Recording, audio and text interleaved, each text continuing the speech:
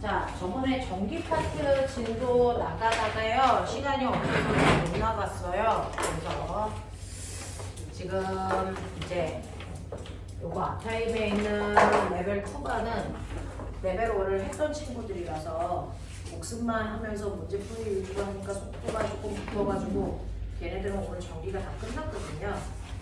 조금 따라가줘야 돼서 자, 먼저 진도 나가고 나서 앞부분부터 할게요.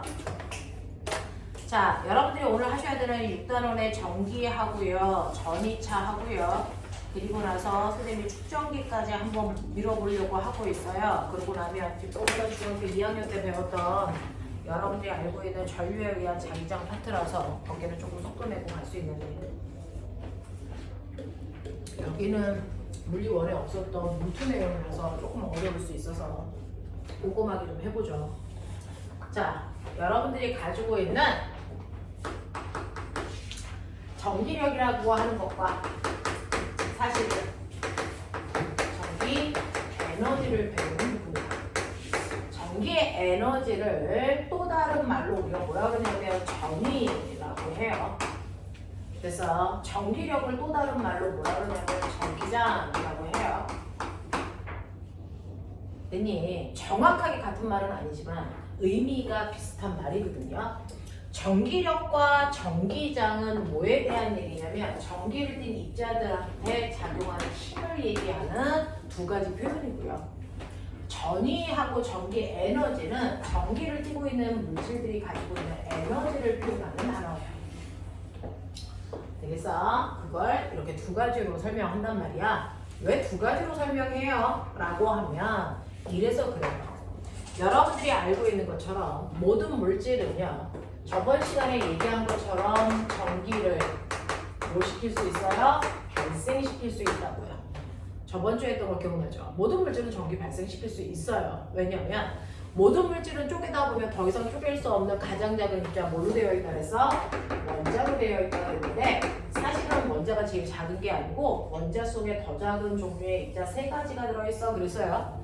그 중에서 원자의 중심을 우리는 원자핵이라고 하는데 원자핵이라는 거 안에는 플러스 전기적 성질을 띠고 있는 양성자라는 입자와 전기적 성질을 띠고 있지 않은 중성자라는 입자가 있다 그랬고, 그리고 바깥쪽에는 마이너스의 전기를 띠고 있는 전자라는 입자가 들어가 있어. 그래서 물질 속에는 전기를 띠고 있는 두 종류의 입자가 들어있는 거야, 원자 속에는. 그럼에도 불구하고 원자를 우리가 전기적으로 중성을 띠고 있는 입자야 라고 알고 있어요. 자, 왜 그러냐면 항상 모든 원자 속에는 양성자의 개수와 똑같은 개수만큼 전자가 들어있기 때문에 중성이야 라고 얘기했기 때문에 얘네들의 균형을 깨주면 전기를 발생시키는 거다. 이렇게 말씀드렸어요. 그러면 얘네들의 균형을 깨는 방법은요, 쉽게 움직일 수 있는 아이들을 이동시키면 돼 라고 얘기했는데 누가 더 쉽게 움직일 수 있냐면 전자를 쉽게 움직일 수 있다고요. 전자를 이동시키는 방법으로 우리는 모든 물질의 전기를 발생시킵니다. 그러면 도대체 왜 양성자를 움직이지 않고 전자를 움직여? 이유 얘기해봐. 저번 주에 했죠. 전자가 뭐해서? 훨씬 가벼워서 적은 힘으로도 빨리 움직일 수 있어요. 다시 말해서 가속도가 크기 때문에 잘 움직여요 라고 얘기했어요. 그래서 상대적으로 가벼운 전자를 이동시키는 방법으로 모든 물질은 전기를 발생시킨다 라고 말씀을 드렸어요.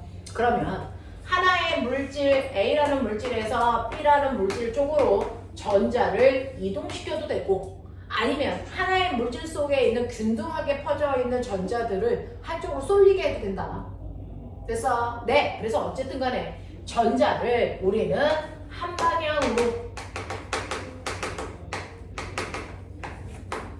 이동시키는 행위만으로 전기를 발생시킬 수 있어요. 그쵸? 그러면 한 방향으로 전자를 이동시킬 건데 그 이동시키는 방법, 전자가 한 방향으로 이동해서 그 자리에 고정되어 있을 거냐, 아니면 한 방향으로 계속 갈 거냐에 따라서 고정되어 있는 전자를 만드는 걸 우리는 정지된 전기를 만들어서 정전기라고 하고, 전자가 한 방향으로 계속 가는 거야. 오른쪽으로 가기 시작하면 계속 오른쪽으로 가게. 그래서 한 방향으로 계속 흐르게끔 만드는 걸 우리는 전류라고 할 수 있다. 그래서 전기를 발생시키는 방법에는 정전기를 만드는 방법과 전류를 만드는 방법이 있다. 자, 그 중에 정전기를 만드는 방법은 중학교 때 2단원에서 배운 거랑 똑같아요. 됐어. 내가 전자를 이동시키기 위해서 마찰을 주는 방법도 있죠. 그래서 서로 다른 물질을 비비는 마찰 전기를 만드는 방법이 가장 대표적으로 우리가 저학년 때부터 썼던 방법이야. 그래서 마찰을 시키면요, 이때 열에너지가 발생해요. 우리가 저번 시간에 배운 것처럼 그 열에너지에 의해서 전자를 이동시킵니다. 열에너지는 이럴 수 있는 능력이니까. 됐죠? 그걸로 전자를 이동시키는 방법으로 전기를 발생시키는 걸 마찰 전기라고 하는데, 선생님, 그러면 A라는 물질과 B라는 물질을 똑같이 비볐으니까 똑같이 열받은 거 아니야? 근데 왜 전자가 한 방향으로만 움직여요? 여기 있던 전자가 일로 가기도 하고 여기 있던 전자가 내려오기도 하는 거 아니에요? 그래서 서로 다른 물질을 비비는 거예요. 왜? 모든 물질들은요, 그 안에 있는 나트륨하고 칼륨이 있다고 치자.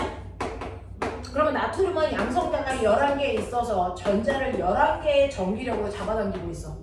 근데 칼륨은 양성자가 19개 있어서 19개의 전기력으로 전자를 잡아당기잖아요. 이렇게 물질의 종류가 다르면 그 전자들을 잡아당기는 에너지가 달라. 그래서 내가 열을 똑같이 12만큼 줬다고 치자. 그러면 얘는 잡아당기는 인력을 끊고 탈출할 수 있지만 얘는 아직은 그 인력을 못 받았어. 얘는 끊으려면 19라는 에너지가 필요하거든요. 그래서 얘는 못 끊어. 그래서 여기서 끊고 나온 전자가 일방적으로 이쪽으로만 가.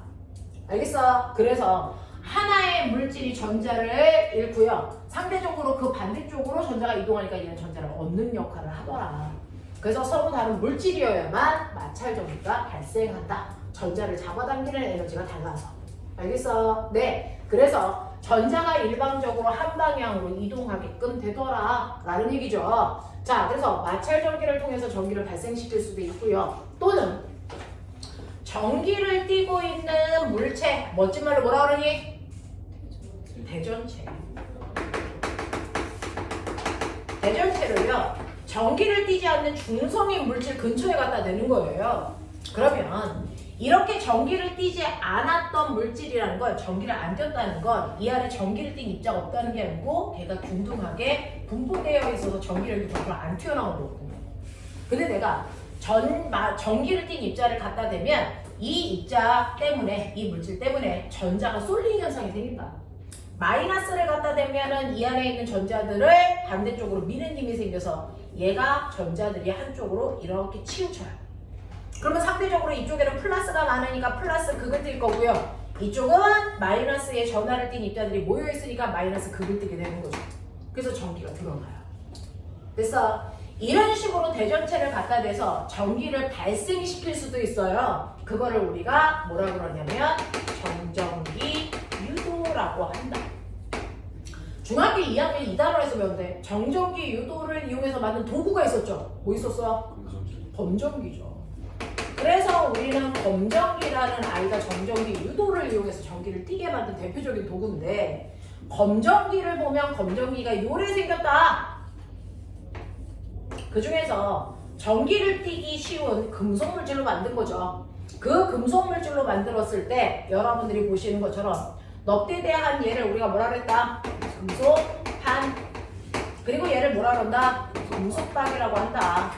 맨 처음에는 꺼내면 전기를 띠지 않는 중성 상태이기 때문에 금속박은 중력만 받아요. 그래서 얘가 축 처져 있기 때문에 두 개가 붙어 있죠. 그래서 마치 얘를 보면 그냥 한 가닥처럼 보여요. 근데 내가 여기에다가 전기를 띠고 있는 대전체를 갖다 대죠. 마이너스든 플러스든 상관이 없잖아요.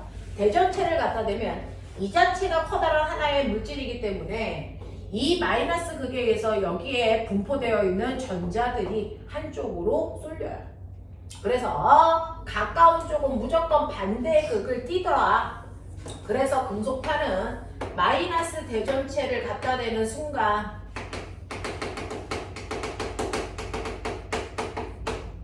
얘는 플러스 전하를 띠고 얘는 마이너스 전하를 띠면서 전자들이 이쪽으로 쏠려오죠. 그래서 둘 다 마이너스를 띠기 때문에 얘네들끼리의 청력 때문에 다리가 뭐해진다? 벌어지더라 라고 말씀드렸어요. 그쵸? 그랬다가 두 번째 저는 뭐 할 거냐면 여기다가 손가락 갖다가 이렇게 될 거예요. 이랬잖아요.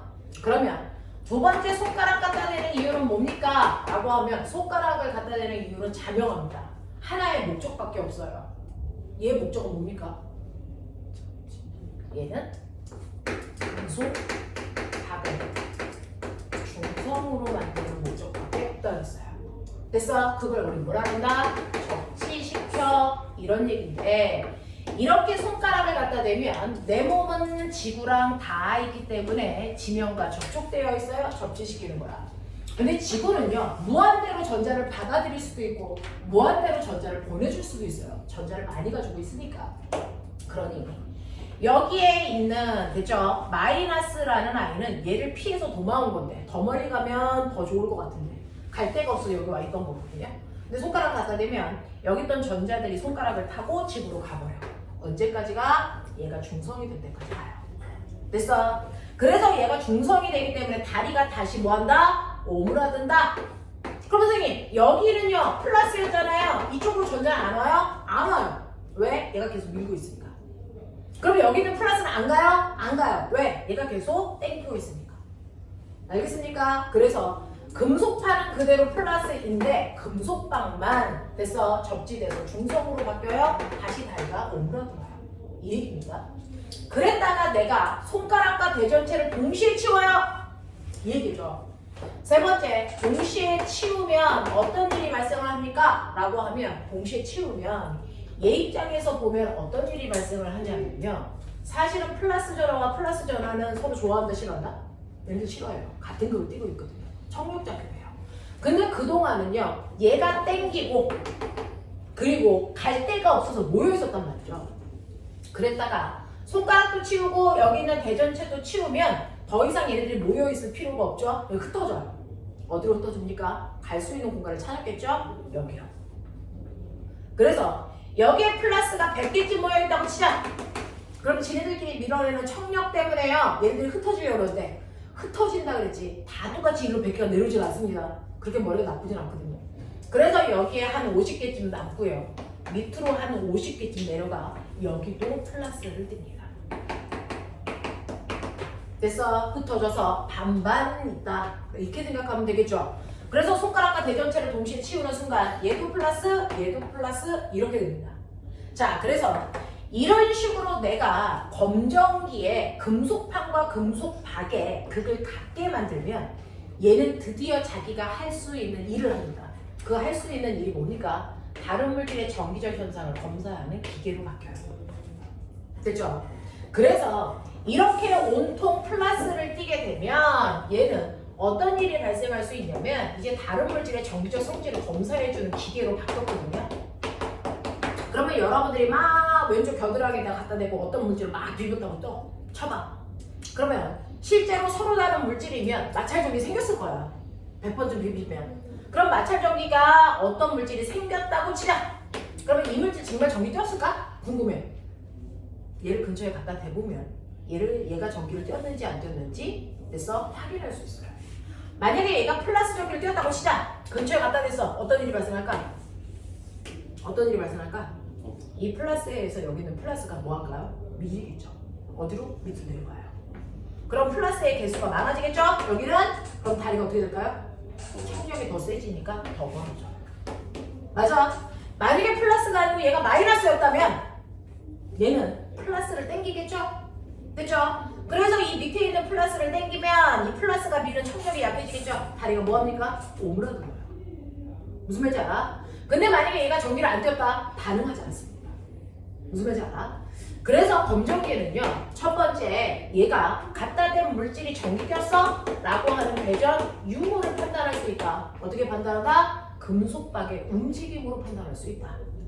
됐죠? 자, 움직임으로 판단하는데 지금보다 더 벌어져. 그건 갖다 댄 물질이 검정기의 극과 같은 극이기 때문에 그래요. 그래서 더 벌어질 때는 같은 극이구나 라고 하는 걸 판단할 수 있어요. 반대극을 갖다 대면 어떤 일이 발생한다고요? 반대극을 갖다 대면 오므라드는 일이 발생한다. 그래서 갖다 댄 물질이 무슨 극인지를 이걸 판단할 수 있다. 멋진 말. 대전 뭡니까? 대전되어 있는 전하의 종류를 판단할 수 있어요? 라고 한다고요. 자, 그런가 하면 세 번째는요. 내가 여기에 A라는 물질을 갖다 댔더니 다리가 더 벌어져. 같은 극인 걸 알겠어. 근데 더 벌어질 때 움직인 정도가 1cm만큼 더 벌어진다고 치자. 그리고 나서 내가 여기에 있는 또 다른 물질을 갖다 댔어. B. 그랬더니 B를 갖다 댔더니 물론 오므라들었어. 반대극인 걸 알겠어. 얼마만큼 오므라들었어? 원래보다 1.5cm 오므라들었어. 이 얘기야. 그래서 움직인 정도가 달라. 그럼 누가 더 센 전기를 띠고 있어? 더 많이 움직이게 하는 아이가 더 센 전기를 띠고 있다고요. 라고 하는 세 번째, 전하의 뭐를? 세기를 뭐 할 수도 있다? 비교할 수도 있다. 이런 거 하려고 만드는 게 검정기고요. 이런 역할을 하려면 어때야 된다? 전제 조건, 금속박과 금속판의 극이 같아야만 이 일을 할 수 있다. 그래서 같게 하기 위해서 우리는 이 세 단계를 걸쳐 온 거다. 됐어? 근데 굳이 세 단계 거칠 필요 없다 그랬죠? 한 번으로 끝낼 수도 있다 그랬죠? 어떻게 하면 되랬어요? 어떻게 하면 맨 처음에 중성이었던 검정기를 한 번에 같은 극으로 유도할 수 있을까? 이게 모근중학교 시험 문제였어요. 어떻게 하면 된다 그랬어? 대전체를 아예 붙여버리면 된다 그랬잖아.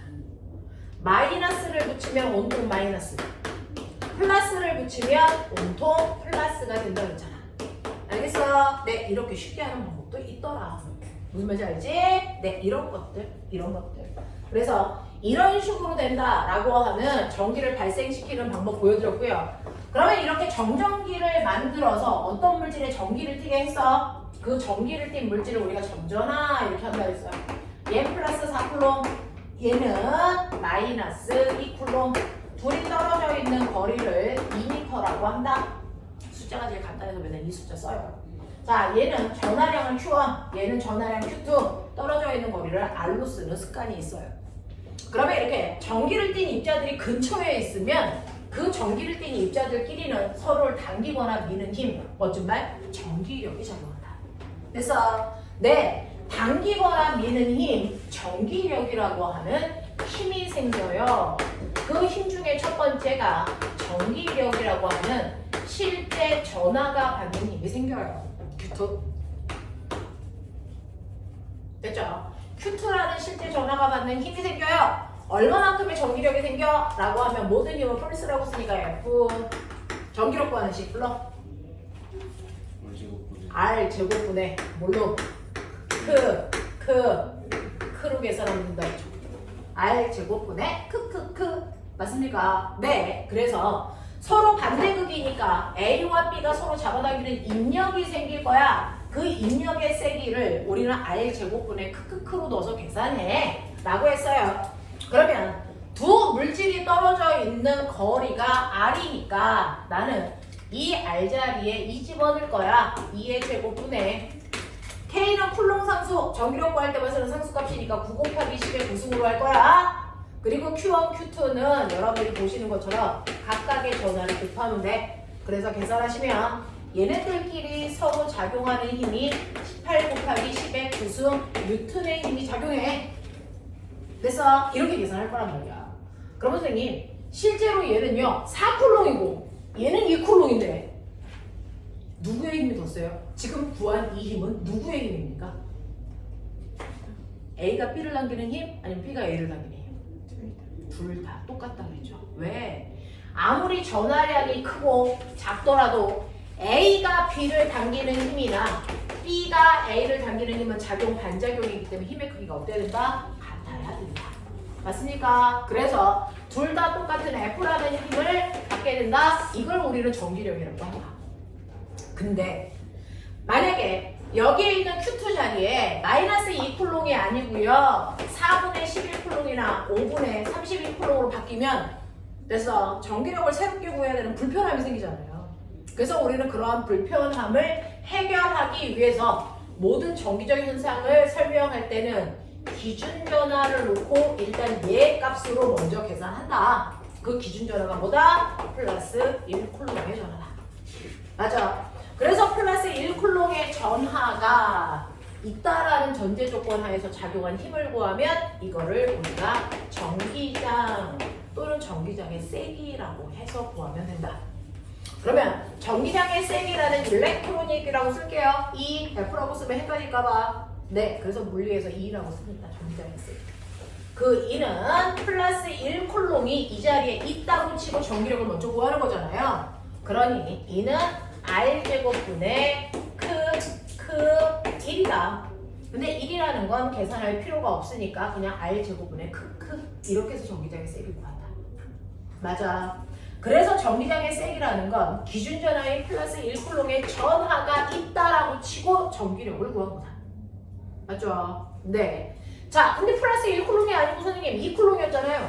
그러면 1쿨롱일 때보다 그 이미 2배 세지면 돼요.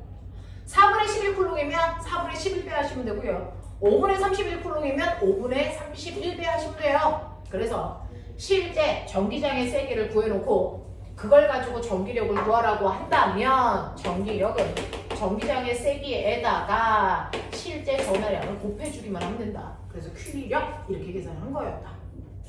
다 기억나죠? 됐죠? 이렇게 된다. 자, 근데 이러한 힘이 미치는 공간에 어떤 전하가 있어. 그러면 실제로 여러분들이 보시는 것처럼 여기에는 플러스 극이 있어. 여기에는 마이너스 극이 있어. 그러면 이 공간에는 전기력이 작용해. 그 전기력 방향을 나타낸 선을 우리가 전기력선이라고 할 건데 여기 플러스 전하를 놓으면 얘가 받는 힘은 아래쪽 방향일 거고 마이너스 전하를 놓으면 위쪽 방향으로 끌려가니까 위쪽으로 힘 받을 텐데 그렇죠? 우리는 그러면 무슨 극이냐에 따라 힘의 방이 정반대로 나타나잖아요. 그러니까 그런 불편함을 얻게 무조건 플러스 1쿨롱에 받는 힘의 방향으로 전기력 방향을 선으로 나타냅니다. 그래서 전기력선은 항상 플러스에서 마이너스를 향하는 방향으로 전기력선은 이렇게 본다. 맞아요.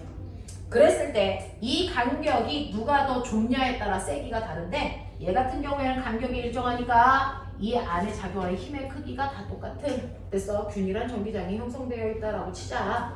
그랬을 때 전기장의 세기 E가 5N/쿨롱이라고 치자. 얘는 1쿨롱의 기준 전하가 5N을 받아. 그러면 여기에 1N이 아니고요. 1쿨롱이 아니고 2쿨롱 있으면 2배 더 큰 힘 받겠죠? 네. 그래서 여기에 Q라고 하는 전하가 있다고 치자. 그러면 이 전하가 실제로요. 네. 플러스 전하이기 때문에 아래쪽으로 잡아당기는 힘을 받아요. 얼마만큼? Q2만큼의 실제 전기력을 받아서 마이너스 판에 붙어있던 말이야. 그쵸? 자, 근데 내가 얘를 억지로 들어 올리려고 한다.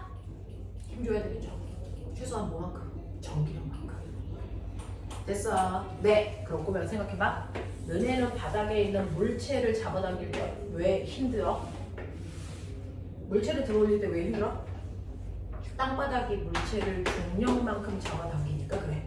그러면 얘를 들어 올릴 때 필요한 최소한의 힘이 얼마였어? 중력만큼의 힘 줘야죠.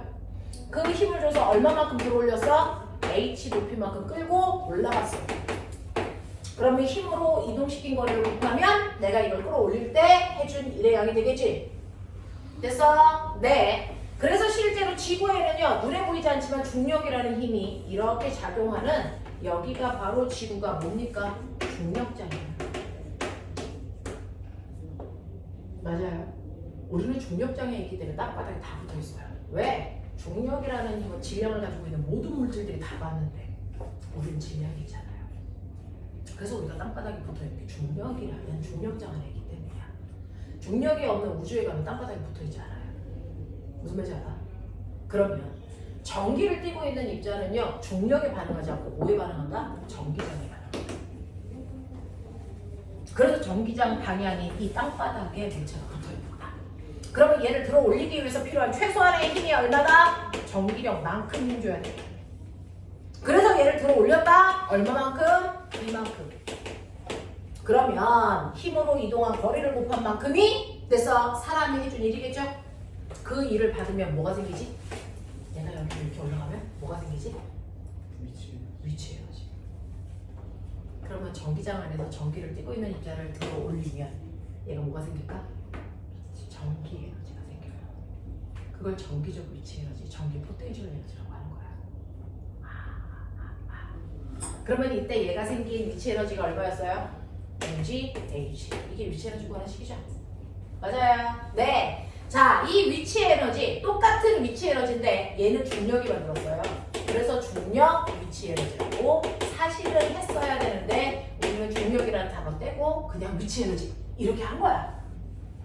됐어? 그 중력 위치 에너지는요, 중력과 반대 방향으로 됐어? 네, 작용한 중력의 크기에다가 그 중력과 반대 방향으로 움직인 거리를 무방값이잖아요. 그래서 mgh잖아요.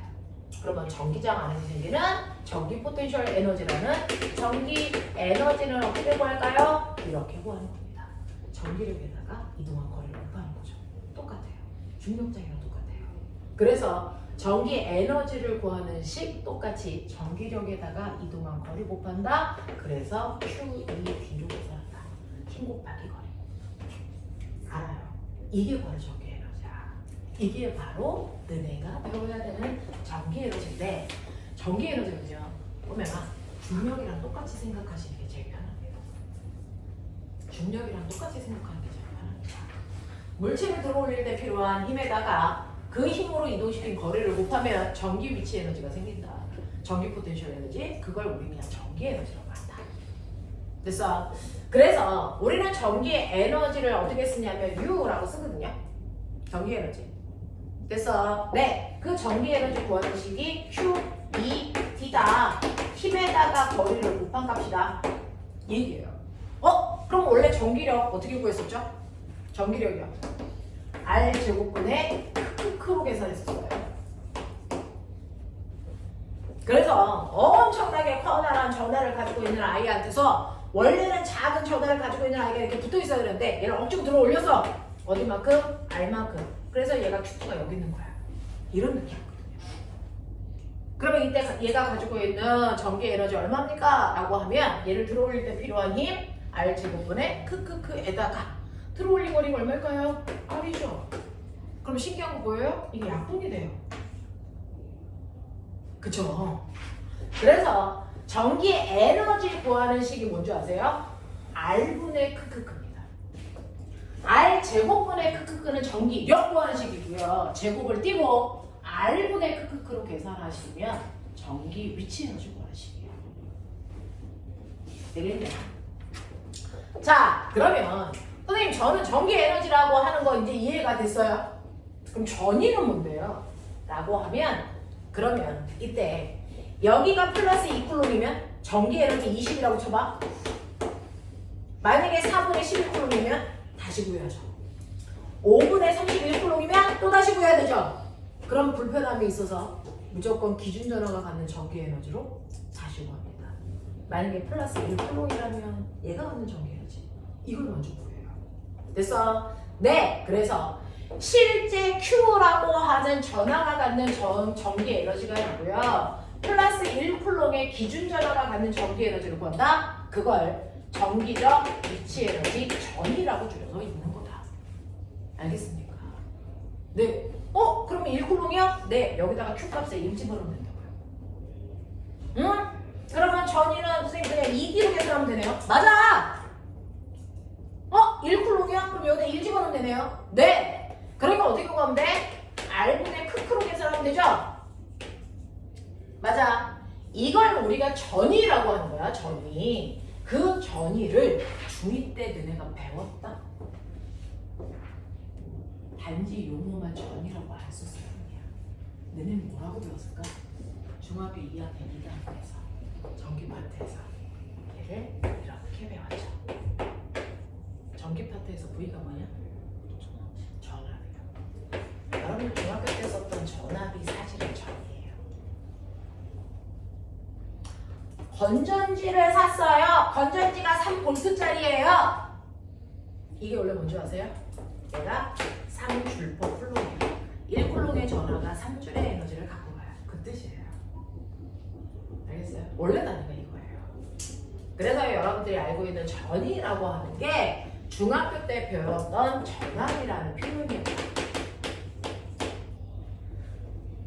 되겠어? 네, 줄퍼 쿨롱이라는 이 단위 중복해서 쓰는 거 귀찮아서요. 과학자 이름 볼트로 바꿔버린 거예요. 알겠지? 그러면 선생님 그러면은 우리가 알고 있는 볼트라는 게 ED네요. 그래요. 볼트가 ED예요. 알겠어? 네. 그러면 여기 ED 대신에 볼트 써도 돼요? 그렇게 하시라고요. 그러니까 실제 전기 에너지는 QV로 계산한다. 전화량에다가 전화 곱하면 된다고요. 이게 실제 전기 에너지예요. 천천히 해보세요. 지금 한 번에 다 안 되니까 집에 가서 다시 영상도 보고 문제도 풀어보세요. 자, 근데 너네 그거 알아? 우리가요 이렇게 회로도에서 여러분들은 전기 파트 1학기 때 배웠다는 전제 조건을 해. 다 싸그리 2학년이고 1학년 한 명밖에 없는데 잘하니까 따라오겠죠. 우리가 이 회로도에서 1A의 전류가 흘러요 라고 하잖아요. 1A의 전기가 뭐예요? 그거 1초에 네. 1A라고 하는 건 전류가 흐르는 도선을 1초라는 시간 동안에 됐어. 전기를 띠고 있는 입자가 1쿨롱의 전하가 움직일 세기야. 이거거든요. 그러니 I는 T분의 Q거든요. 그래서 1초라는 시간 동안에 만약에 10쿨롱의 전하가 움직였어? 그러면 우리가 알고 있는 10A가 되는 거야. 맞아. 2초라는 시간 동안에 10쿨롱의 전하가 움직였어? 우리는 이거를 5A라고 얘기하는 거야. 이렇게 되는 거야. 그래서 네, Q는 여러분들이 알고 있는 것처럼 Q는 IT야 이렇게 생각하면 되죠. Q는 IT예요. 우리나라 IT가 Q는 IT 되겠냐? 자, 이렇게 되거든요. 그러면 여기 있는 Q 자리에 IT 집어넣어도 돼? 집어넣으면 어떻게 돼? 비트. 이게 중학교 3학년 때 배우는 전기 에너지 구하는 식이야. 회로도에서. 비트. 되겠냐? 비트. 이게 전기 에너지 구하는 공식이라고요. 됐죠? 그래서 어떤 회로도 안에 걸려있는 전압이 2V고 거기에 5A의 전류가 10초 동안 흘렀어요. 이런 얘기야. 그렇다면은 그 전기 기구에서 10초 동안 사용한 전기 에너지 얼마예요? 라고 얘기하면 100줄의 전기 에너지 썼어요. 이런 얘기야.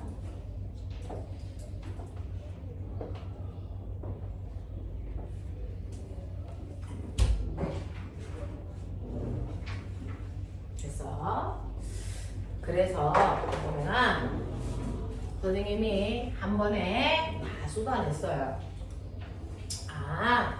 전기에도 힘이 작용하고 그 힘에 의해서 에너지도 생기는구나. 자, 전기를 띠고 있는 전기장 안에 작용하는 힘을 우리는 실제 전하 Q에 작용하는 힘으로 얘기할 거냐, 기준 전하 플러스 1쿨롱에 작용하는 힘으로 얘기할 거냐에 따라 이름을 다르게 한다. 헷갈리지 말라고. 됐죠? 플러스 Q라고 하는 I가 받는 힘이에요 라고 한다면 그 힘의 이름은 전기력이라고 얘기하고 F라고 쓴다. 플러스 1쿨롱의 전하가 받는 힘이에요 라고 하면 전기장이라고 하고 E라고 쓴다. 근데 구하는 방법은 똑같이 R제곱분의 크크크로 계산하시면 되고 단지 Q2 자리에 1만 집어넣으니까 R제곱분의 크크로 계산하면 된다. 이걸 통해 우리는 전기력이 전기장의 세기에다가 실제 전하량을 곱한 값이라는 것도 유추할 수 있다.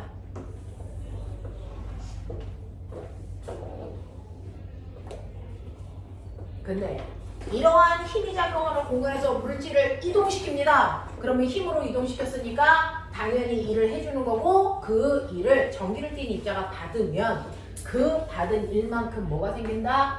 에너지가 생기는데 실제 Q라는 전하가 갖게 되는 에너지를 우리는 뭐라 그런다? 그걸 전기 에너지라고 하고요. 그걸 U라고 쓰고 에너지니까 단위는 똑같이 줄입니다. 그 전기 에너지 R분의 크크크로 계산하셔도 되고요. 힘에다가 거리를 곱한 건데 힘이 Q이잖아요.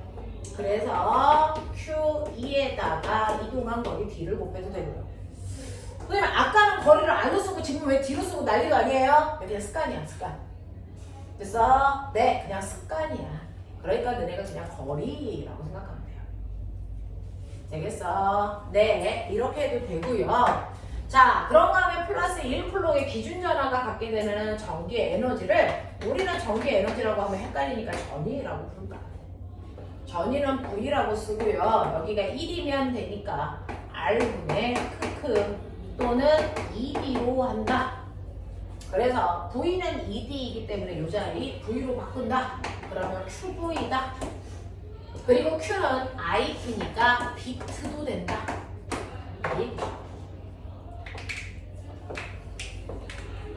천천히 해. 마음만 급하다고 실력이 늘지 않아. 천천히 해.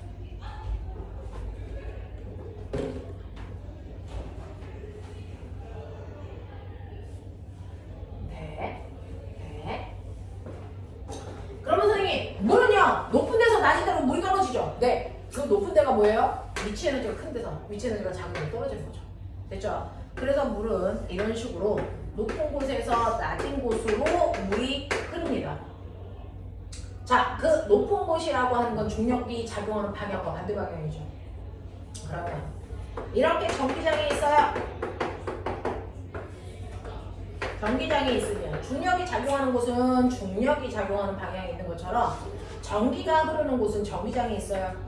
그 전기장 방향에서 네 여기에서 보시면 플러스 쪽에서 마이너스 쪽으로 플러스 전화가 흐르니까 여기를 높은 곳, 여기를 낮은 곳이라고 한다고 합니다. 됐죠? 그래서 우리는 플러스 극판을 높은 위치 에너지가 있는 곳, 그래서 높은 전이 마이너스 쪽을 낮은 전이 이렇게 해요. 말 되죠? 네, 그냥 중력이랑 똑같이 생각하자고요. 됐죠? 그래서 전기는 물로 주로 떨어지는 물로 표현합니다. 여러분들 중학교 교과서 다시 보시면 전기 회로를 흐르는 수로로 표현합니다. 그 이유가 여기서 왔어요. 물은 높은 데서 낮은 데로 떨어지는데 높은 데가 뭐야? 높은 위치 에너지를 갖는 곳에서 낮은 위치 에너지를 갖는 곳으로 물이 흘러요. 그래서 플러스 전하인 기준 전하가 움직이는 방향이 높은 위치 에너지, 낮은 위치 에너지로 전이한다. 그래서 플러스 쪽이 높은 전위를 갖는 쪽이고요. 마이너스 쪽이 낮은 전위를 갖는 쪽이라고 생각하시면 되죠. 그러면 여기에 어떤 질량의 M인 물체가 있는데요. 얘가 높이가 5m인 곳에 있어요. 그러면 이때 위치 에너지가 얼마예요? 10줄이에요. 라고 치자. 그러면 그 물체가 10m 높이에 있어요. 당연히 위치 에너지 20줄이겠죠. 맞아? 높이가 높을수록 위치 에너지 더 크니까 플러스 극판에 더 가까울수록 위치 에너지 큰 쪽, 위치 에너지 작은 쪽. 됐어? 네! 그래서 위치 에너지의 크기가 달라지겠죠. 그 중에서 여기는 플러스 1쿨롱의 전하가 갖는 위치 에너지가 10. 됐어? 볼트야. 플러스 1쿨롱이니까. 이렇게 표현하자. 그럼 선생님, 똑같이 M인 물체가요. 여기에 있어, 여기. 여기 있어. 근데 기준면적부터 똑같이 얘랑 똑같이 5m 높이야. 그럼 얘 위치 에너지 얼마일까? 얘가 10이니까 얘도 10이겠죠. 됐어. 네. 위치는 달라도요. 높이만 같다면 위치 에너지 같잖아요. 그러니 여기 모든 지점이 다 10V의 위치 에너지 가지고 있는 지점이겠죠. 왜? 높이는 똑같으니까. 근데 높이가 낮아지면 위치 에너지 낮아지겠죠? 8V, 6V, 4V, 2V, 0V 뭐 이렇게 되겠죠? 되겠어? 네. 그래서 이런 식으로 여러분들 상상해 보시면 선생님 위치 에너지가 같은 곳을 연결한 선을 우리가 뭐라고 하냐면 전이가 같은 곳이다 등전이면이라고 해요. 신기하죠? 평생 처음 보죠? 우리나라 고등학교 2학년 아이들도 모르는 내용이에요. 고3 내용이거든요. 그게 여러분들 때부터는 물리학으로 내려와서 우리가 배워요. 기존에 하이탑 배웠던 친구들은 안 배웠던 부분입니다. 개정판으로 배우는 여러분들이 배워요. 그럼 선생님 20줄의 위치 에너지 가지고 있다는 아이가 10줄의 위치 에너지 가지고 있는 곳으로 내려오면 위치 에너지가 10만큼 감소하죠? 감소하는 만큼 뭐가 생길까? 운동에너지. 똑같아요. 내가 여기에 플러스 1콜롬을 가지고 있다가요. 손을 놓으면 얘가 10V인 곳에서 6V인 곳으로 내려온다고 치자. 위치 에너지 4만큼 감소하죠. 감소한 만큼 내려가는 전기를 띠고 있는 입자는 뭐가 생길까요? 운동 에너지. 그래서 얘가 떨어지는 속도가 많아져요. 똑같아요.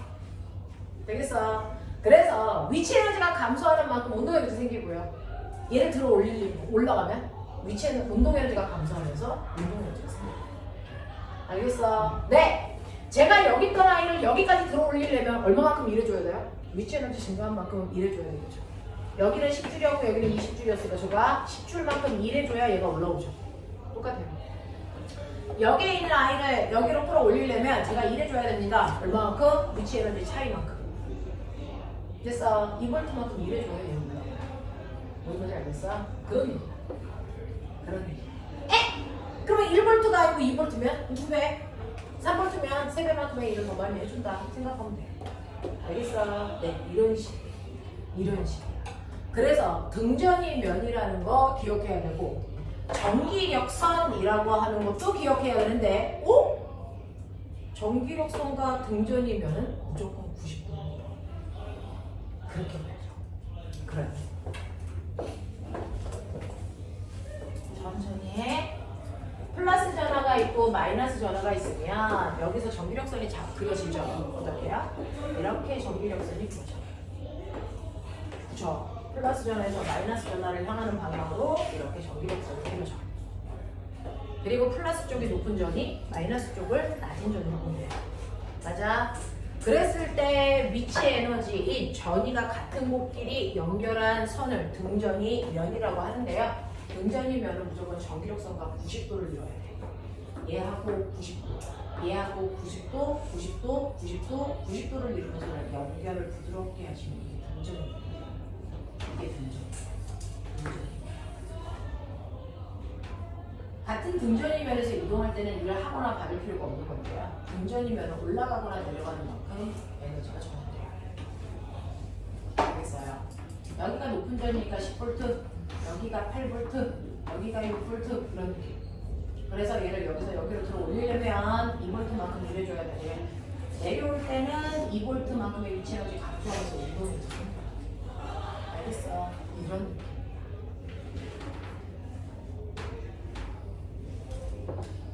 신기해? 정도. 그러면 여기에 물체가요.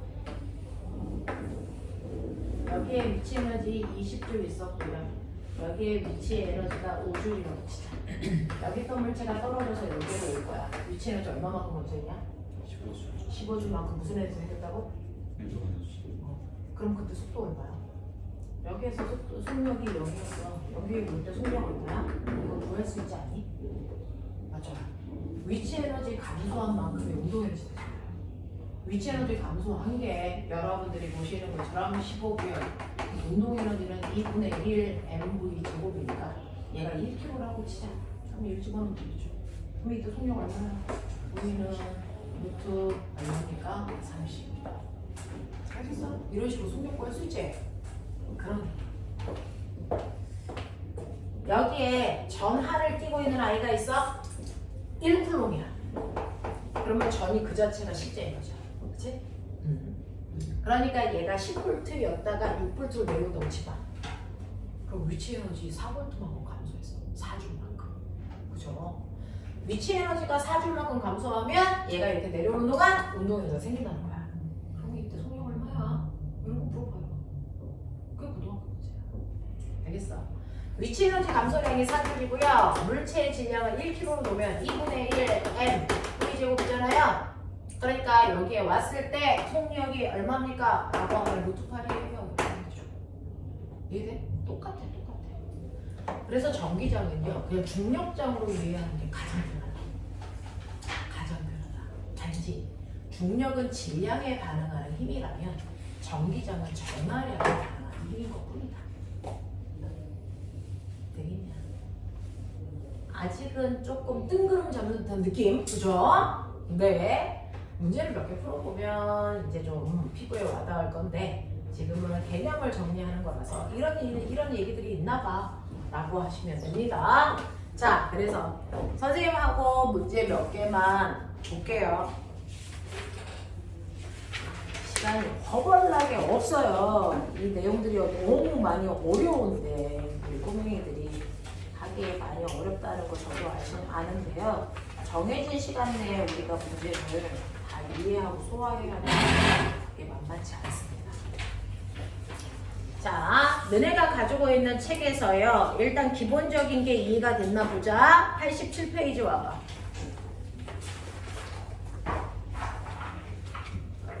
87페이지 이거 풀었어요 우리? 네. 87페이지는 여러분들이 푸셨고 이제 88페이지 내용을 했어요. 그래서 자 88페이지 잠깐 볼게요. 1번부터 4번까지 네 문제예요. 한번 읽고 문제 풀어보세요. 1번부터 4번까지 대신에 속도 조금만 넣을게요.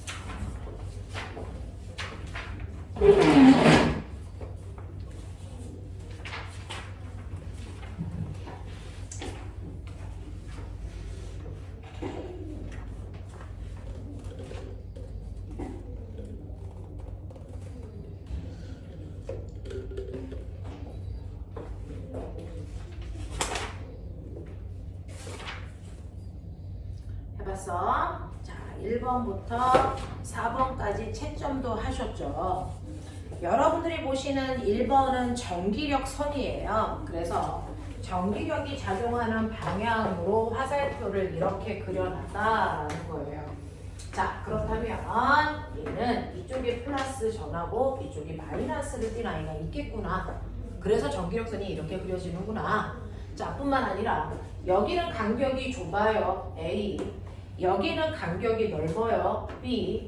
그러니 A 위치의 전기력이 B 위치의 전기력보다 훨씬 더 세겠구나 라고 하는 걸 미루어 짐작할 수 있지. 되겠어? 네. 그래서 1번에 여러분들이 보시면 전기력의 세기 비교하는 거 했고요. 그 다음에 전위는요 라고 하면 플러스 쪽이 높은 전위, 마이너스 쪽을 낮은 전위로 본다 그랬으니 이쪽의 전위가 무조건 플러스 쪽에 가까우니까 더 높아야 돼. 이런 얘기. 되겠죠? 그래서 A의 전위가 B의 전위보다 더 높아요 라고 하는 건 플러스 쪽에 가깝기 때문에 이 간격이 좁기 때문이 아니라고. 알겠어? 이렇게 간단해. 두 번째, 그림과 같이 전하형이 플러스 Q인 전전하로부터 R만큼 떨어진 A점과 2R만큼 떨어져 있는 B지점의 전위차는 얼마겠습니까? 라고 하면 플러스 전하로부터 여러분들이 보시는 것처럼 R만큼 떨어져 있어, 2R만큼 떨어져 있어. 그러면 플러스로부터 더 멀리 떨어져 있는 아이가 훨씬 더 낮은 전이야. 그치? 자, 근데 전위는 어떻게 구하는 거냐면 전위는 ED 이렇게 구하던지 또는 R분의 크크로 계산하던지 하시면 돼. 네. 잠깐만. 나눠줘도 되고.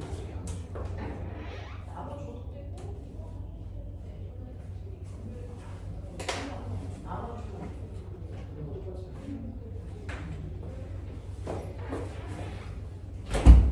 그래서 A의 전위는요, 여기서 스몰 a라고 했나요? A의 전위는 R만큼 떨어져 있으니까 요만큼의 전위가 있어요 라고 하면 돼요. 그래서 얘가 여기가 10V면 그 10V로부터 요만큼 전위가 낮아졌어 이런 뜻이야. 그쵸? 그 다음에 B 같은 경우에는 2R만큼 떨어져 있으니까 2R분의 KQ만큼 전위가 낮아졌어. 됐니? 그러면 전위는 얼마? 둘이 2대 1의 비율이야. 이런 느낌이죠. 그래서 거리가 가까울수록 훨씬 더 전위는 높아야 되니까. 그래서 여기에서 보시면요. 2R만큼 떨어진 곳의 전위차는 얼마겠습니까? 저기 차이 구하래요. 그래서 차이를 구하셔야 되는데 여기 전위차 구하라고 그래놓고 왜? R분의 크크 R분의 이거 2분의 2여야죠. 네, 그거 R제곱으로 계산되어 있네요. 그래서 얘는 2R분의 크크로 가시는 게 맞아요. 그죠? 답 수정합니다. 이렇게 쓸게요. 자, 그 다음에 세 번째, 등전이 면에 대한 설명으로 옳은 것을 자, 모두 골라봐 라고 얘기를 했어요. 자, 등전이면은 전위가 같은 곳끼리 연결한 선이야 라고 했는데 그 등전이면은 선생님 저는 1V 간격을 그릴 거예요. 네, 그러면 여기가 플러스 쪽이라서 여기가 전위가 10V라고 쳐. 그럼 9V인 곳을 그려야죠. 자, 그럼 9V인 곳이요. 여기에요. 그럼 이렇게 그리시면 되겠죠. 이게 9V. 그 다음에 8V인 곳을 그려야죠. 됐죠? 그 다음 8V인 곳이 바로 같은 간격이면 좋겠지만 얘는 여기 있네요. 그럼 이렇게 그려주시겠죠. 1V 간격을 그리면 되니까. 7V는 여기 있어요. 이런 거죠. 그래서 등전이면의 간격이 좁을수록 전위차가 급격히 나는 곳이고 여기는 전위차가 위치 에너지 차이가 적게 나는 곳이겠죠. 그래서 네, 이런 느낌이야. 그래서 여러분들이 보는 것처럼 등전면의 간격이 넓을수록 전기장이 세다라고 했는데요. 자, 전위차가 크다는 얘기는요. 되죠? 여러분들이 보시는 것처럼 R분의 크크라고 하는 전위차가 V는 뭡니까? 2D죠. 근데 2는 D분의 V거든요. 그래서 네, 전위차가 똑같이 1V씩 나요. 근데 간격이 좁아요. 전기장의 세기가 세다는 얘기예요. 맞아. 이해되겠어? 그런 느낌. 그래서 등전이면의 간격이 넓을수록 전기장이 세다가 아니고요. 좁을수록 세다. 그래서 간격이 좁은 게 다 세다라는 뜻입니다. 등전이면과 전기장의 방향은 서로 수직 맞죠? 동일한 등전이면 상의 모든 점에서는 전이 차요. 네. 자, 동일한 등점이면 여기 전이 차 있어? 없어. 8V, 8V, 8V, 8V니까 그런 얘기.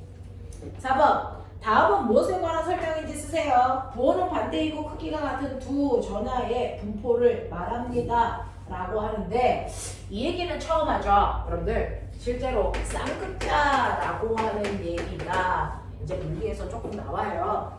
쌍극자, 쌍이니까 두 개겠죠. 근데 서로 반대되는 아이들이야. 그래서 서로 반대되는 성질을 띠고 있는 두 개의 입자라고 해서요. 쌍극자의 대표적인 게 뭔지 아세요? N-S. 이게 쌍극자예요.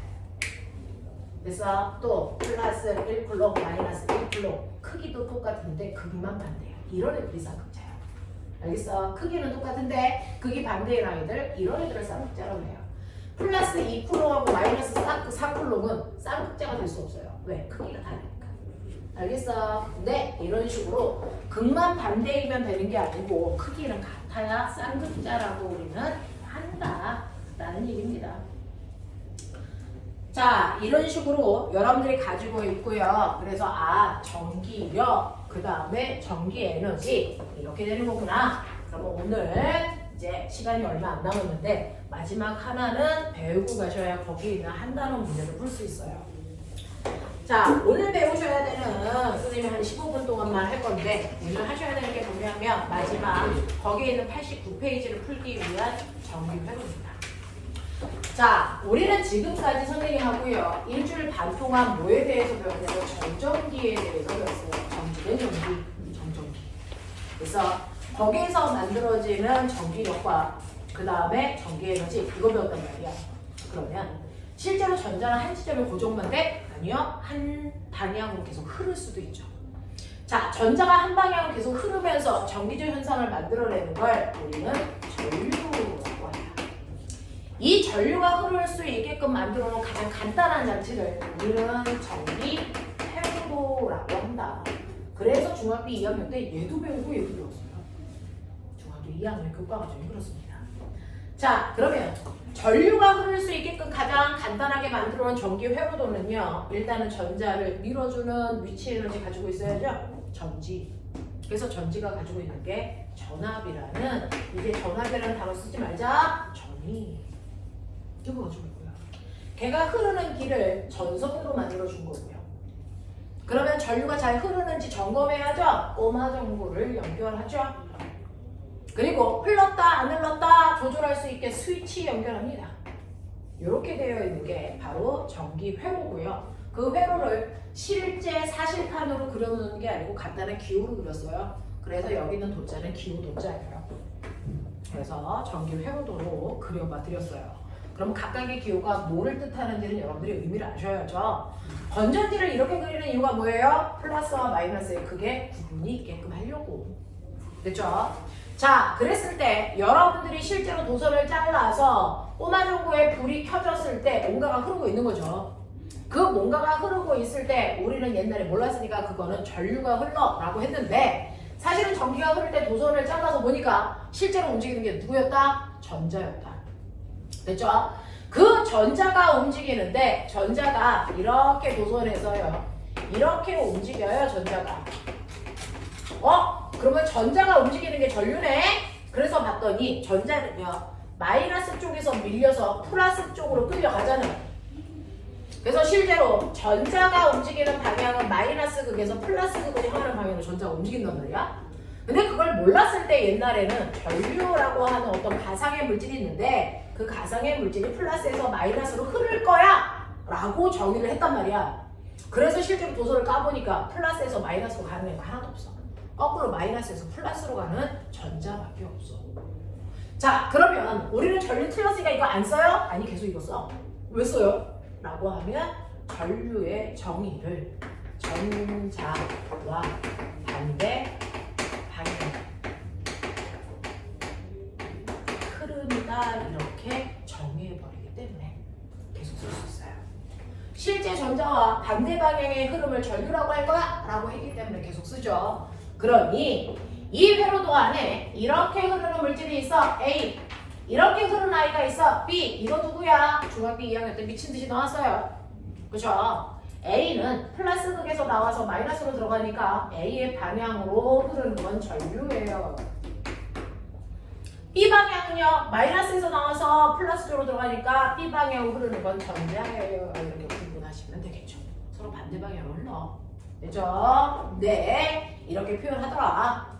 자, 그러면 이렇게 도선 속에 전자가 이동하면서 전류가 흐르는 행위를 만들어. 그래서 전기적 현상을 만들 건데 이 하나의 회로도 안에, 됐죠? 오메 법칙 기억나? 전기 꼴등도 하는 거 오메 법칙. 불러. V는 이런 아이열. 됐어? 네. 라고 하는 페로도 나오면 무조건 나오는 아저씨 있죠? 아저씨. 자, 그 아저씨의 이름을 따서 오메 법칙이라고 하는 V는 IR이라는 게 하나의 페로도 사이에 생기는 전압과 전류와 저항 사이의 관계를 설명한 법칙이에요. 이 세 개 사이의 관계를 설명한 게 오메 법칙입니다. 이렇게 얘기하면 됩니다. 됐죠? 자, 그랬을 때 우리는 전압이라는 거, 이거 무식한 표현이었구나. 사실은 전자가 흐를 수 있는 전자의 에너지, 전위를 얘기하는 거구나. 이걸 또 다른 말로 뭐라고 줘보세요? 이걸 기전력. 다 같은 말이에요. 전위, 기전력 같은 말이에요. 이렇게 표현한다고.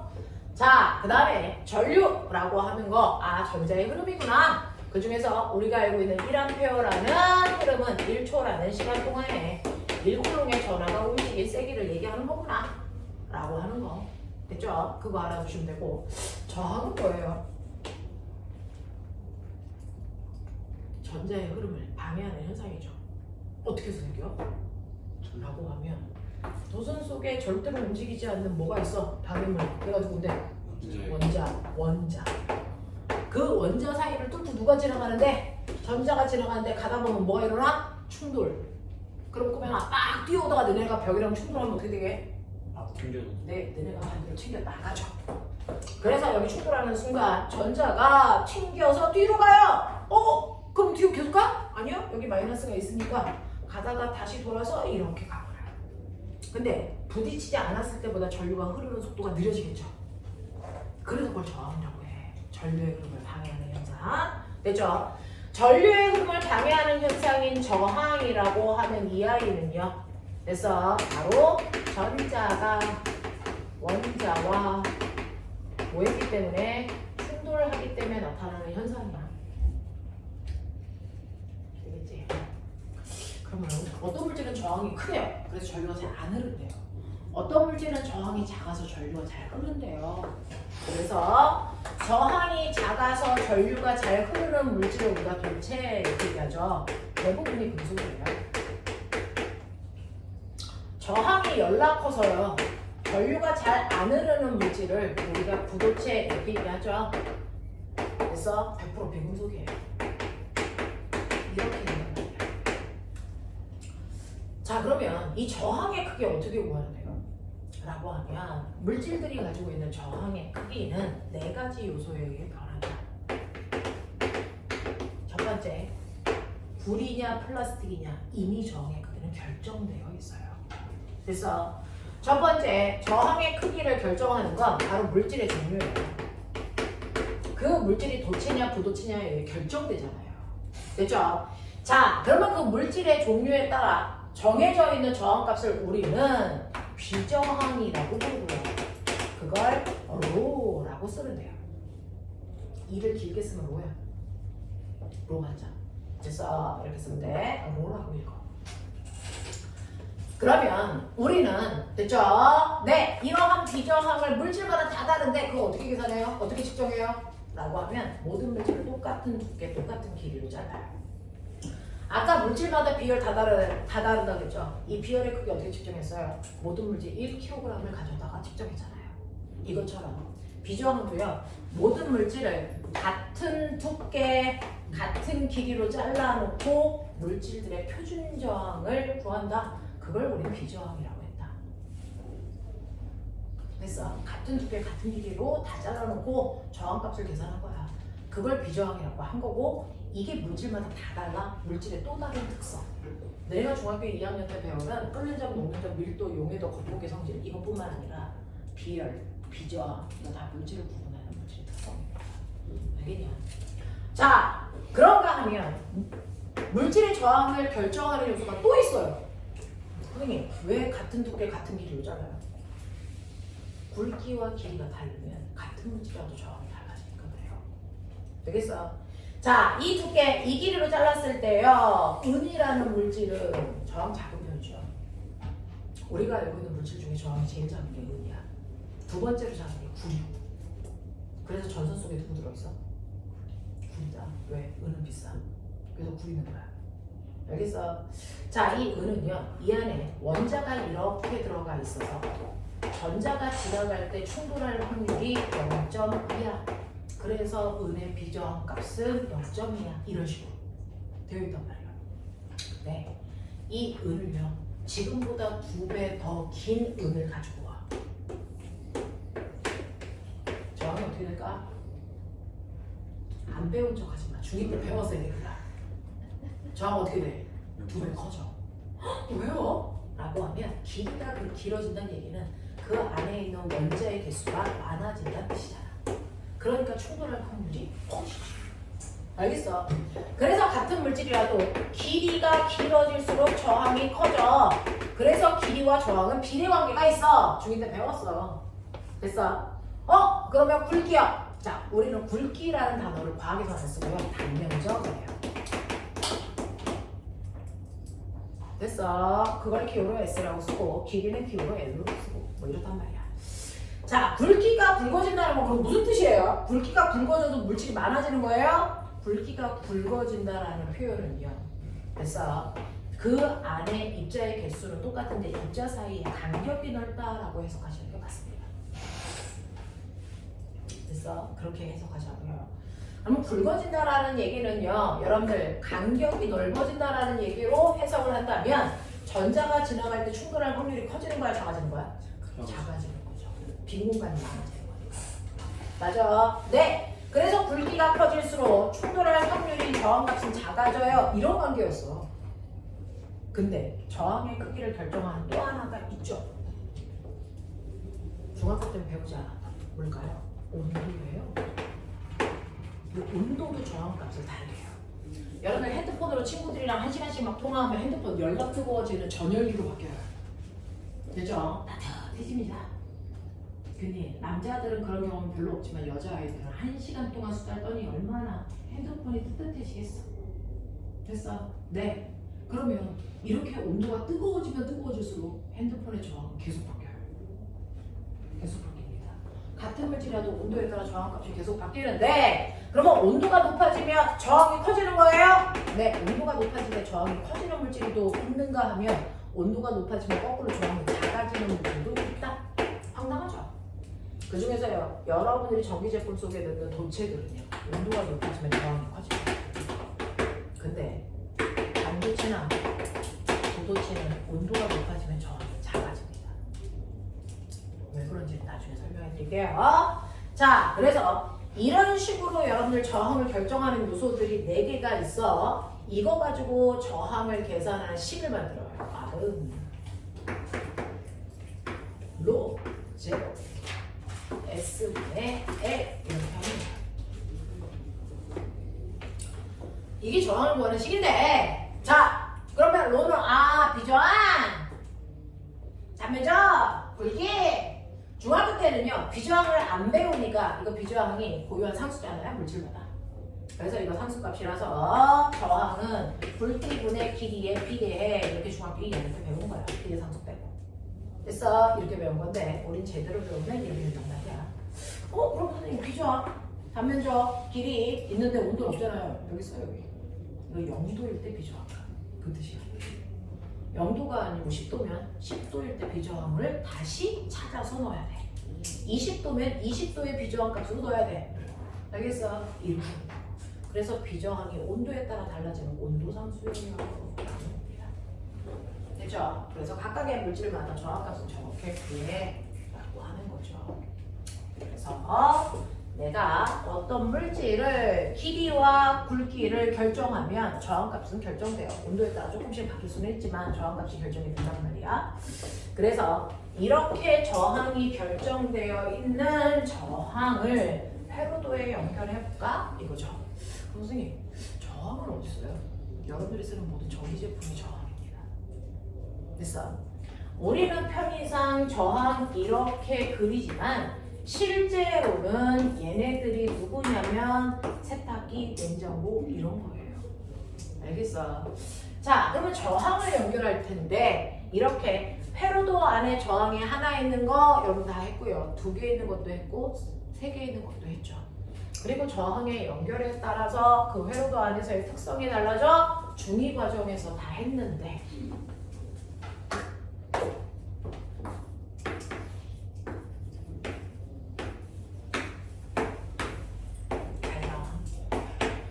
배웠던 거예요 중학교 때. 근데 걔네들의 의미의 해석을 고등학교 수준으로 하려고 다시 한번 하는 것 뿐입니다.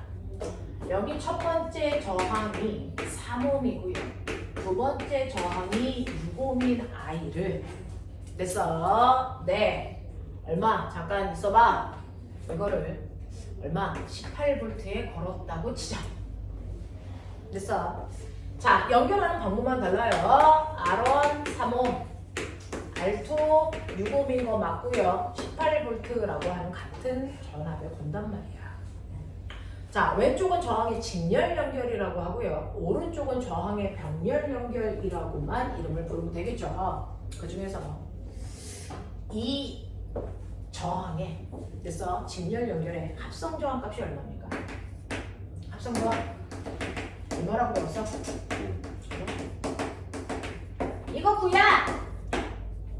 직렬 회로도에서 합성 저항은 각각의 저항을 더한 값이랑 같아. 왜 그럴까요?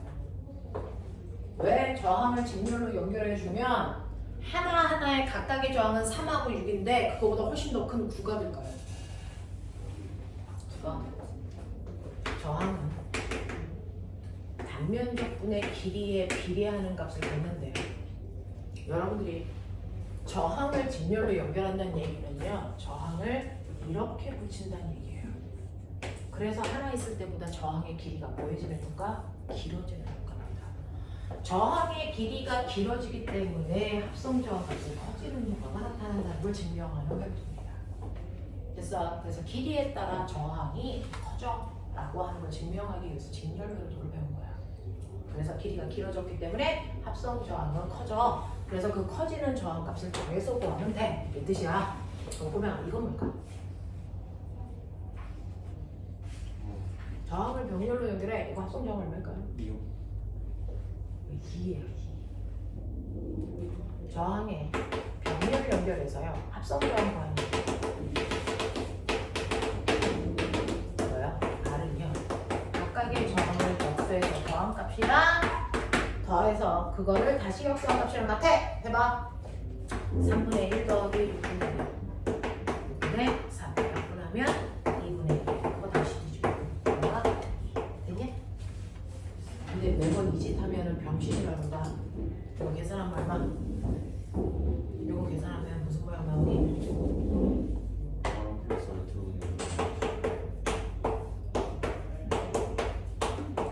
이렇게 나와요.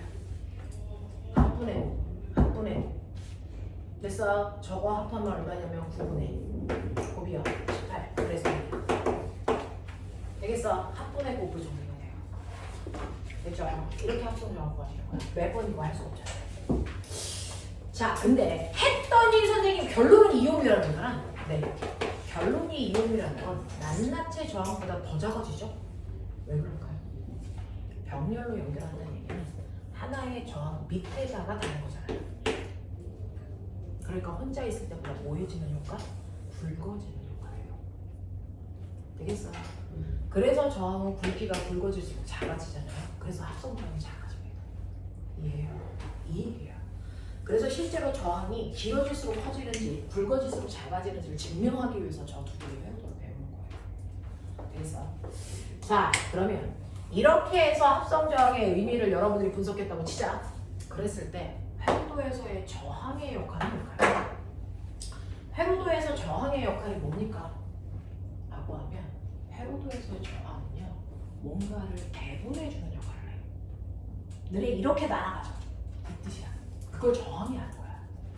그래서 실제로 헤로도에서 저항은 전류의 흐름 방해하는 그런 역할을 하는 건 맞지만 실제로 헤로도에서의 저항의 역할은 뭔가를 배분해주는 역할이다. 그러면 직렬 헤로도에서는 저항이 뭘 배분할까요? 배분할 때 기준, 자기의 크기만큼 배분합니다. 저항의 크기가 1대2잖아요. 맞아요. 그랬을 때 얘는 직렬 회로도에서는 뭘 나눠가질까? 직렬 회로도에서는 뭐는 똑같고 뭐는 나눠가져 이랬잖아. 뭐는 똑같아? 전류는 똑같아요. 그죠? 대신에 전압인 18V라는 에너지를 나눴습니다. 어떻게요? 저항 비율로 나눴습니다. 그래서 직렬 회로도에서의 저항은 전압을 배분해주는 역할을 한다. 어떻게 배분한다? 저항의 크기만큼 배분해준다. 그러면 저항의 크기가 1대2니까 전압을 1대2로 나눠 쓴다고요. 그래서 첫 번째 전압이 얼마? 첫 번째 이 저항을 지나갈 때 됐어. 18V를 1대2로 나눠봐. 여기서 얼마? 6V 써요. 여기서 얼마 쓰니? 12V 써요. 반드시 그래요. 직렬 회로도는 저항이 전압을 비례 배분해주는 역할을 합니다. 그러면 이때 전류는 어떨까? V는 IR 머리 이렇게 그럼 I는 R분의 V 됐어. R분의 V 해보세요. 얼마? 2A. R분의 V 해보세요. 얼마? 2A. 그죠? 그래서 직렬 회로에서는 전류는 항상 같아야 되죠. 그죠? 전류는 일정하고 전압을 나눠갔는데 전압은 됐어. 저항의 크기 비율로 나눠가는 거야. 근데 꼬내가 너네 오늘 배웠지? 전위가 뭐야? 에너지야. 이 에너지 언제 써? 저항 지나갈 때 써. 그럼 전자가 맨 처음에 나올 때가 몇 볼트를 가지고 나와? 18V. 근데 저항을 지나가기 전까지는 몇 볼트니? 그대로 18V를 가지고 있죠. 그랬다가 첫 번째 저항을 지날 때 6V를 쓸 거야 라는 뜻이야. 그럼 여기 지나가면 6V 썼네? 18 중에서 얼마나 넣어? 12. 맞아? 그러면 첫 번째 저항에 앞과 뒤에 전이차가 얼마야? 6V야. 이 뜻이야. 우리가 오메 법칙에서 구한 V는 IR에서 V는 전위를 나타내는 거지만 실제로 오메 법칙으로 구한 V 값은 전위가 아니고 전이차야. 이 저항을 지나갈 때 위치 에너지 차이. 알겠습니까? 이걸 얘기해요. 그러니 여기에서 6V 차이가 나기 때문에 앞은 18V, 여기는 12V. 그래서 6V 차이 나는 거야. 근데 여기를 지나갈 때 전이차가 앞과 뒤에 R2라는 저항의 앞과 뒤에 전이차가 12V 나는 거야. 그러니까 여기에 에너지가 10이었네? 여기까지 11로 왔네? 근데 여기를 지나갈 때 12를 쓰고 얼마가 되겠네? 그러면 0V 되겠네? 그렇죠. 그래서 0V 돼서 다시 들어가서 건전지에서 에너지 다시 얻어서 다시 가. 이거 끊임없이 가는 거야. 알겠어? 그래서 오메 법칙에서의 V 값은요 전위가 아니고요 그 높이에서의 위치 에너지가 아니고요 그 저항을 지나갈 때 위치 에너지 차이를 얘기해요. 전이차. 알겠습니까? 이 얘기예요. 병렬 회로의 특징은요 병렬은요 여러분들 아세요? 전압은 항상 같다. 됐어? 네. 아까 직렬 회로에서는 전류가 똑같았고요. 병렬 회로에서는 각각의 줄마다 쓰는 전압이 일정해. 전체 전압이랑 똑같아요. 그래서 V1도 18V, V2도 18V를 써요. 그러면 저항은 뭔가를 나누는데 뭘 나누는 거야? 병렬에서는 전류를 나눠줍니다. 저항의 비가 1대2잖아요. 근데 아세요? 전류와 저항은 무슨 관계? 반비례. 반비례로 나눠 가요. 저항의 비가 1대2잖아요. 전류는 2대1로 나눠요. 2대1로 나눠요. 그게 뭐예요? I는 R분의 V. 내 말이 맞는지. I1 얼마다? R분의 V. 해봐 얼마야? 6. 맞아?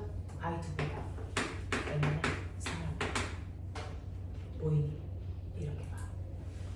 그래서 저항은 어떤 회로에서도 배분해주는 역할을 해. 넌 몇 개만 가져? 넌 몇 개 가져? 이거. 그래서 직렬 회로에서는 저항의 크기만큼 전압을 나눠주고요. 병렬 회로에서는 저항의 크기에 반비례하는 전류를 나눠줍니다.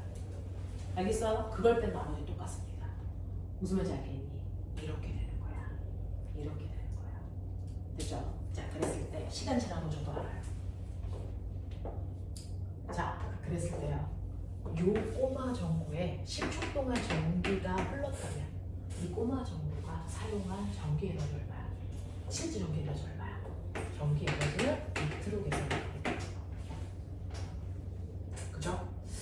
자, 그 중에서요. 첫 번째 꼬마 전구가 사용한 전기 에너지가 얼마냐고요? 전압이 18, 전류가 6, 시간은 10. 야, 계산할 수 없는 숫자다. 해라. 1080. 어? 1080. 1080 맞아요? 1080줄 썼다. 두 번째 꼬마 전구요. 미안해. 너무 무리한 숫자였다. 네, 얼마냐? 18 곱하기 3 곱하기 10. 얼마냐? 540. 540. 누가 더 밝아요? 얘가 더 밝죠. 꼬마 전구면 전기 에너지 많이 쓴 애가 훨씬 더 밝은 거죠. 몇 배 밝아요? 2배 밝죠. 왜요? 전압과 시간은 똑같은데 전기의 세기가 2대1이니까. 맞아? 이렇게요. 그럼 꼬마 전구의 밝기 비교할 때 선생님 얘는 아예 쓸 필요가 없네? 네, 없어요. 어차피 시간은 같으니까. 됐죠? 그래서 총 시간 동안 사용한 에너지, 전기 에너지라고 불러요. 그래서 비트로 계산합니다. 근데 1초 동안 사용한 전기 에너지라고 하는 단위 시간당 사용한 전기 에너지죠. 1초 또는 1시간 동안 사용한 전기 에너지, 그거는 우리가 전력이라고 합니다. 전력. 1초니까 여기 T 곱할 필요 없죠? 그래서 전력은 VI로 계산하고요. 전력은 P로 나타내는데 단위는 와트입니다. 됐죠? 그래서 전기제품은 전력으로 누가 더 전기 에너지 1초 동안 많이 써? 이거 비교합니다. 됐어? 네. 그래서 전력은 VI, 전기 에너지는 VIT, 비트. 이렇게 기억하시면 되고요. 꼬마 전구의 밝기는 전기 에너지 또는 전류력이 클수록 더 밝다라는 거예요. 이해? 가장 심플하게 설명하려고 노력했는데 낯선 내용이라 쉽지는 않을 텐데요. 자, 그 뒤에 여러분들이 가지고 있는 89페이지부터 문제 풀어가지고 오시면 오늘 앞부분에 못해준 설명까지 할게요. 96페이지까지 문제 풀어오는 거 숙제. 그래서 89부터 96까지 여기까지 할게요. 고생하셨어요.